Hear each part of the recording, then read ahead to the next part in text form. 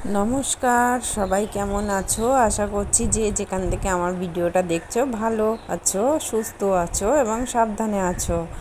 আজকে করব নিরামিষ পনিরের তরকারি। তো কিভাবে রেসিপিটা বানাচ্ছি অবশ্যই তোমরা দেখতে থাকো। আর সবাইকে আরেকবার জানাচ্ছি ববিতার ঘরে বাইরে সংসার এবং রান্নাবান্নাতে সবাইকে স্বাগত। তো এখন আমি মশলাটা বেটে নিচ্ছি, আদা, জিরে, লঙ্কা। এই মশলাটা আমি বেটে নিচ্ছি বন্ধুরা।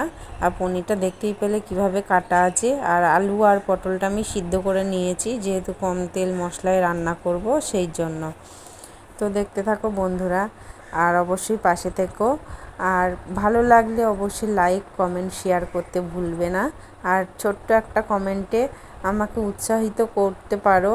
আর পরবর্তী যে ভিডিওগুলো আসবে সেগুলো আমাকে মোটিভেট করতে সাহায্য করবে, তাই না বন্ধুরা? তোমরা অবশ্যই আমার পাশে থেকো আর দেখতে থাকো। তো বন্ধুরা, আমার মশলা বাটা হয়ে গেছে। আমি মশলাটা বেটে নিয়েছি, দেখতেই পেলে শিলে বাটলাম।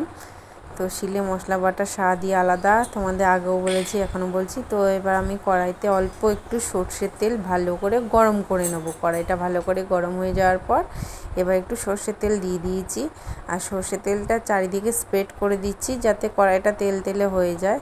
আর তেলটা একটু ভালো করেই গরম করে নেব। ধোঁয়াটা গরম হলেই আমি এবার দিয়ে দেব পনিরটা সামান্য নাড়ব, বেশিক্ষণের জন্য নয়।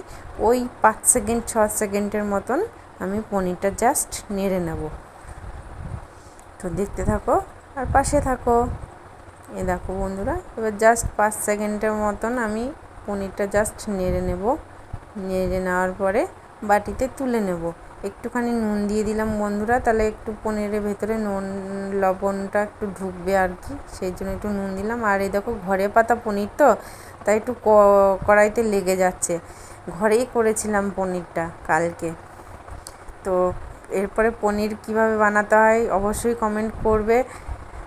কিভাবে বানাতে হয় যদি জানতে চাও তাহলে তোমরা অবশ্যই কমেন্ট করে জানাবে। আমি অবশ্যই দেখিয়ে দেবো কিভাবে পনির করতে হয় আর কেমনভাবে কি করতে হয়। তো এবার তুলে নিলাম। বেশিক্ষণের জন্য কিন্তু আমি নাড়িনি, দেখতেই পেলে বেশিক্ষণের জন্য ভাজিনি কিন্তু। এবার কড়াইটা একটু পরিষ্কার করে নিয়ে ওই তেলেই সামান্য একটু জিরে ফোড়ন দিয়ে দেবো। জিরে ফোড়ন দেওয়ার পর খানিকক্ষণ ভেজে নেব জিরেটা। ফোড়নটা ভাজা হলে একটা সুন্দর সেন্ট বেরোবে। তো ভেজে নেওয়ার পরে এবার যে মশলাটা বেটে রেখেছিলাম সেটা দিয়ে দিলাম। সেই মশলাটা যেটা বেটে রেখেছিলাম সেটা দিয়ে দিলাম।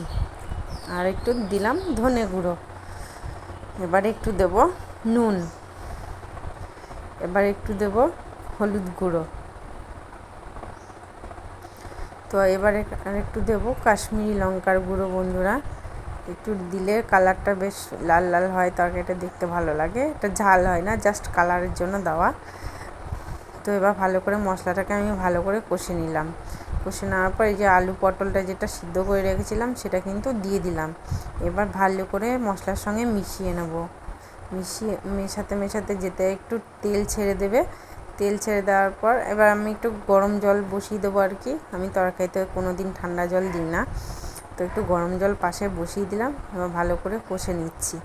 কষে নেওয়ার পরে এবার আমি একটু দেবো টমেটো কেচাপ, মানে টমেটোর সস।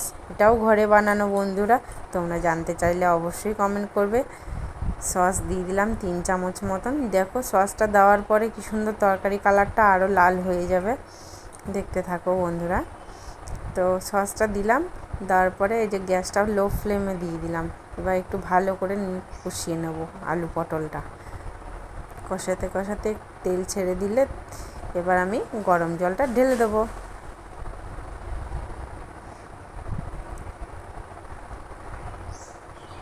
মাঝারি আঁচে দিয়ে এবার আমি গরম জলটা ঢেলে দেবো বন্ধুরা। কয়েক দানা চিনি দিলাম। কয়েক দানা চিনি দিয়ে এবার আমি গরম জলটা ঢেলে দেবো। গ্যাসের ফ্লেমটা হাই করে দিলাম। এবার ঝোল ফোটা শুরু করে দিয়েছে, ফুটতেও আরম্ভ করে দিয়েছে, কারণ সব সিদ্ধ করা। আর পনিরটা এমন কিছু ব্যাপার না, সিদ্ধ হওয়ারও টাইম লাগে না। তার জন্য পনিরটাও এবার দিয়ে দেবো। দিয়ে সামান্য একটু হতে দেবো তরকারিটা। পনিরটা দিয়ে দিলাম।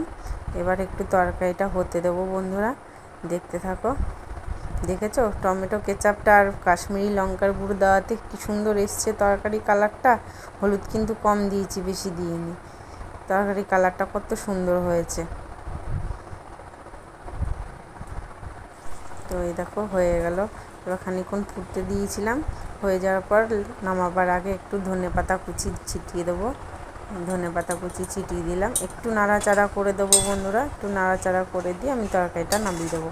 আজকে আমার তরকারি কেমন, রেসিপিটি কেমন লাগলো অবশ্যই লাইক দেবে, একটা কমেন্ট করবে, একটু শেয়ার করে দেবে। যদি ভালো লাগে অবশ্যই বলবে। ততক্ষণ আর পরে আসবো আবার নতুন রেসিপির সঙ্গে কোনো দিন। তো এখন অবশ্যই আসছি, টাটা, সবাই সাবধানে থেকো, ভালো।